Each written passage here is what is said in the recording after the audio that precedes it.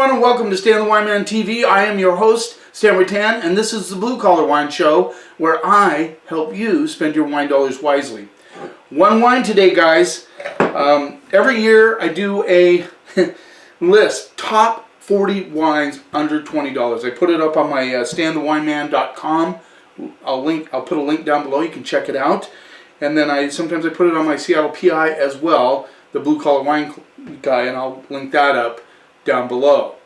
So I do this list, and after I put this list out, I take copious notes on all my wines that I taste, except maybe in January and February, because I'm afraid those wines won't be available at the end of the year. So I just I'm a little lazier on my note taking in those 2 months, but going into March, April, I really focus on taking notes on all the wines I taste, which is a ton of them. Trust me on that one. And because that goes with my job, right?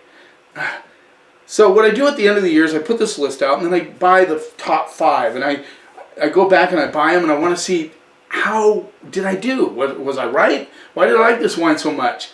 Now when I tried this one again, this is the Pecorino 2017 San Luigi Doliani, right there.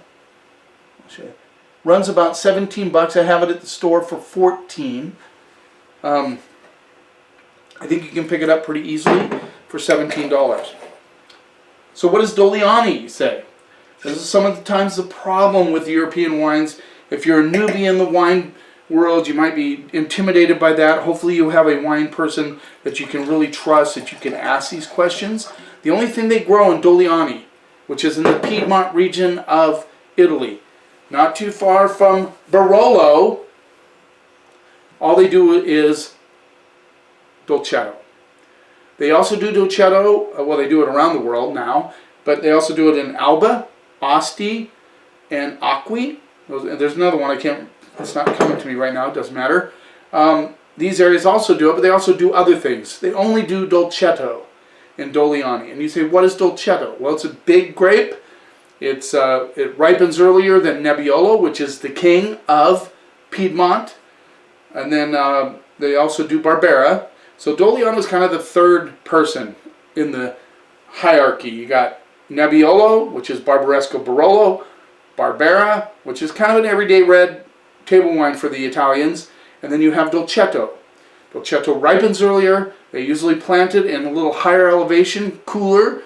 They can keep the acidity up that way, and then it ripens a lot earlier, so you're able to pick it. It's a softer, fruitier style wine, ready to drink early. So for those producing Nebbiolo, Barbaresco Barolo, which have to be aged, put in the cellar for quite a while before they're approachable. Actually, I actually like Barolo younger. I like that rusty, dirty, earthy flavors that it comes across when they're young. But as you age them, they mature, all those things come together, and you get more of a strawberry, kind of a mushroom sort of wine that's really, really good. I've aged Barolo. I have a few that I've been aging for quite a while, and excited to try them later. Okay, so Doliani is derived basically from the term Jar of Janus, Janus being the god of January, and I hope I'm getting that right. Anyway, Dolcetto could be consumed in January, so you get that kind of idea. They say the god Janus used to come down to this Doliano region, and he would see jars of wine that were ready to drink immediately. So Doliani is a good cash crop wine. A lot of people aren't familiar with Dolcetto, but I like Dolcetto quite a bit. And when you get it from Doliani, you're getting a DOCG wine, which is the upper scale of the appellation control hierarchy in Italy and France and those areas. AOP is the newer term, but they still use DOCG, which is the upper tier wines. They also have a superior from this region, and all that means is the older vines, and the wines have to be aged at least 12 months before they're released. This is not a superior, but I think it's a superior wine. So I tried this again, and I was impressed with it. I thought I'd share with you why I think this wine would be my #1 wine under $20 in 2019. So let's see what we get on the nose. I get that immediately when you walk into a winery and they're fermenting their grapes in those tubs, those big 1 ton or 2 ton tubs. I get that smell off of there, which is, I love that smell. Get a little bit of currants. It's sort of perfumed on the nose, which I really kind of find really cool. Almost a soap component, you know, like a currant perfume soap. Got a little tobacco coming through, a little bit of blueberry coming through. Let's see what we get on the palate. Color, very, very dark, which is typical of Dolcetto. Make a comment afterwards. How many of you have tried Dolcetto? Do you like Dolcetto? Is that something that you really enjoy? Or would you like to try Dolcetto? I have a couple at the store. Don't have a ton of them, just because, you know, unless I'm there, they won't pick it out necessarily. I have a nice little $11 Dolcetto that does fairly well. So let's see what we get on the palate.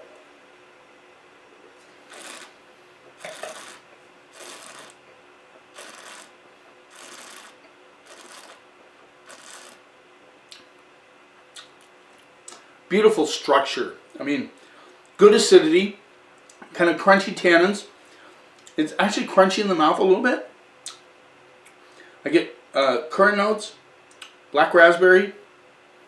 Get a little bit of red rose petal notes coming through, red rose petals, and tobacco right on the finish.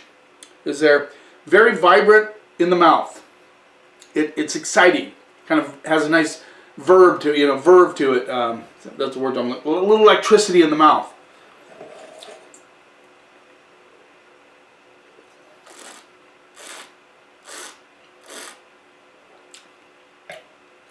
It's a nice little high tone on the mid palate, seamless across the palate. Just really mouth-watering, and you know, it's just really exciting wine.